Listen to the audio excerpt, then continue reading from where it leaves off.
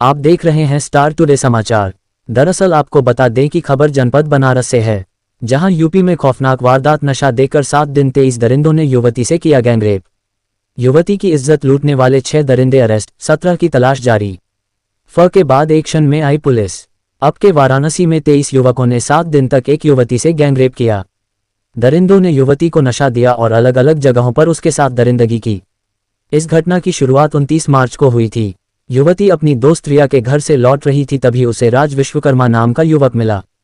राज युवती को लंका के एक कैफे ले गया और वहां रात भर उसके साथ रेप किया। राज ने लड़की अगले दिन 30 मार्च को समीर नाम के युवक के हवाले कर दी। वह उसे बाइक पर बैठा कर ले गया और रास्ते में उसने गंदा काम किया।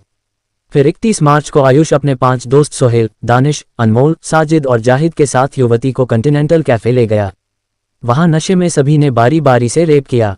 इसके बाद अलग अलग दिन साजिद, इमरान, जैद, अमन, राज खान, दानिश, सोहेल, शोएब और अन्य आरोपियों ने युवती को होटल, कैफे, गोदाम, छत, कमरे और सुनसान जगहों पर ले जाकर गैंगरेप किया। युवती किसी तरह 4 अप्रैल को घर पहुंची और अपनी मां को पूरी कहानी बताई। तब वह हुई और 6 लड़के पके गए। पीड़ित युवती के पिता की बाइट। पुलिस अधिकारी चंद्रकांत मीना द्वारा दी गई बाइट। कैमरामैन शाहनवाज मंसूरी के साथ उत्तर प्रदेश हेड इंचार्ज विष्णु ठाकुर की रिपोर्ट। हमारे बच्ची के साथ किस हिसाब से जो है दरिंदगी हुआ है और इस पूरे घटना को किस तरीके से सामूहिक अंजाम दिया गया है, इसमें हमारा चाहना है कि सबको कड़ी से कड़ी सजा मिले। प्रशासन से, न्यायालय से हमको यही उम्मीद है जी। इसमें तो कितने लोगों पर शक है आपको? कितने? सर 6 लोग इसमें नामजद हैं और एक फरार है। 7 लोग इसमें हैं नामजद में, मतलब जिसका नाम आया है लड़की ने बताया है। और अज्ञात में कितने लोग हैं वो भी वो बता चुकी है।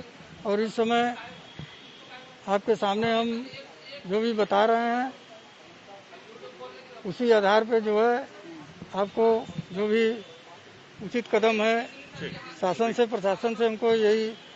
बिटिया क्या करती थी, क्या बनना चाहती? बिटिया पढ़ के अभी निकली ही थी कि जिसके बारे में हम कुछ सोच ही रहे थे अपने स्थिति को देखते हुए, और स्पोर्ट में उसका रुझान था और उसके आगे कुछ हम बताने की स्थिति में अब नहीं है। थोड़ा मेरा तबीयत सही है। क्या ये कुछ युवक जो हैं वो बच्ची के साथ पढ़ते थे, पूर्व में भी कुछ संपर्क में थे? ये उनके साथ जो क्लासमेट थे उनके ये जानने वाली थी, इसीलिए उसको बहला फुसला कर किसी प्रकार से उसके साथ ये सब हुआ है। वो जो 3 नाम आप ले रहे थे जो सबसे प्रमुख थे वो कौन लोग? वो एक आयुष है और दानिश है, राज खान है और साजिद है। एक अंतिम सवाल, बातें तो बड़ी कही जाती है कि सरकार की तरफ से कि ये कानून व्यवस्था बहुत बढ़िया है, वाराणसी एक हाई प्रोफाइल जगह है, यहाँ पर बच्ची के साथ 4-5 दिनों तक ऐसी बात है। क्या लगता है, विश्वास कितना है प्रशासन पर? क्या कहेंगे न्यायालय से, सरकार से?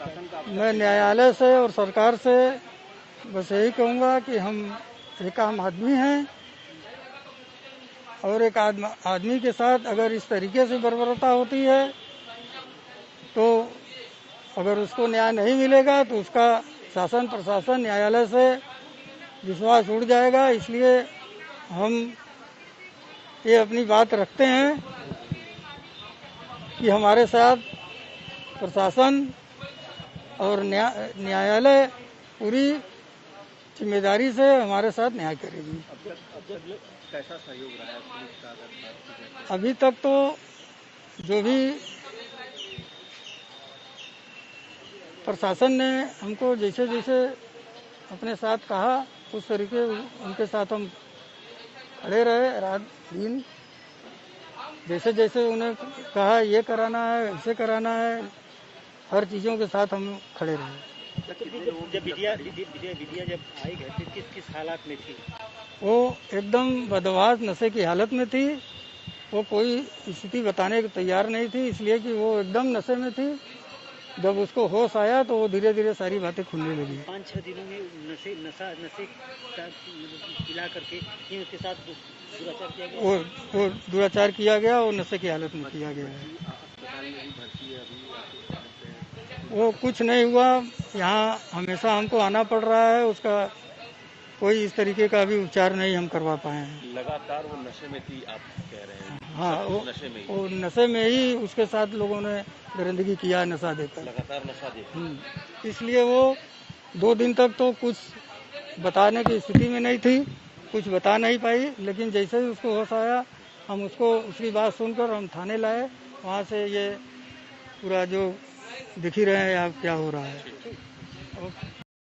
आज 6 अप्रैल को थाना लालपुर में एक सामूहिक दुष्कर्म की एक शिकायत प्राप्त हुई थी। उसी के क्रम में ये बताना चाहूंगा कि ये घटनाक्रम 29 मार्च से 4 अप्रैल का है, जिसमें पीड़िता का ये कहना है कि 29 मार्च को स्वयं अपनी मर्जी से गई थी अपने दोस्त के पास में। 4 तारीख को पीड़िता के परिजनों द्वारा पुलिस को थाना लालपुर को सूचना दी गई कि उनकी बच्ची घर से चली गई है। उसके संबंध में उन्होंने गुमशुदगी दर्ज करवाई थी और सेम ही डे थाना लालपुर पुलिस द्वारा बच्ची को सकुशल बरामद किया गया। उस दिन ना पीड़िता के द्वारा ना उनके परिजनों द्वारा किसी तरह की कोई शिकायत की गई कि कोई दुष्कर्म हुआ है। आज 6 अप्रैल को पीड़िता और उनके परिजनों द्वारा सामूहिक दुष्कर्म के संबंध में तहरीर दी गई है। उसके संबंध में सुसंगत धारा में मुकदमा पंजीकृत किया जा रहा है। जैसा कि कुछ मीडिया आउटलेट्स में चल रहा है कि बच्ची नाबालिग है, मैं बताना चाहूंगा बच्ची बालिग है और सुसंगत धारा में मुकदमा पंजीकृत कर रहे हैं। और तहरीर में जिन व्यक्तियों का नाम दिया गया है उसी के संबंध में 6 व्यक्तियों को अभी तक हिरासत में लिया गया है पुलिस के द्वारा और उनसे संबंधित पूछताछ की जा रही है और अगले मैदानी कार्रवाई की जाएगी।